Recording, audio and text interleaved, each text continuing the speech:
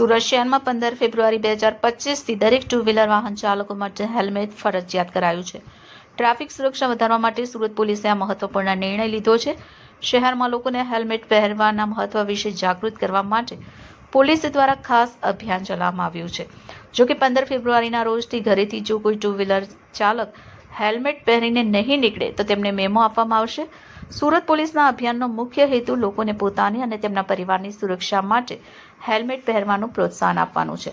ત્યારે સુરતમાં આવનારી 15મીએ રાજ્યમાં હેલ્મેટનો કાયદાનો કડકથી અમલ કરવામાં આવશે, જેથી સુરત પોલીસે સુરતના ઉદ્યોગપતિ સાથે બેઠક કરી હતી. મિલોમાં આવતા તમામ લોકોને હેલ્મેટ પહેરવા સૂચના આપવામાં આવી છે તેવી અપીલ પણ કરવામાં આવી છે, જેમાં કહેવામાં આવ્યું છે કે આગામી 15મી ફેબ્રુઆરીથી હેલ્મેટ પહેરવા કાયદો કડકથી અમલ કરવામાં આવશે. તો 45 દિવસ પહેલાથી જ આ હેલ્મેટ પહેરવાની જાહેરાત કરવામાં આવી હતી.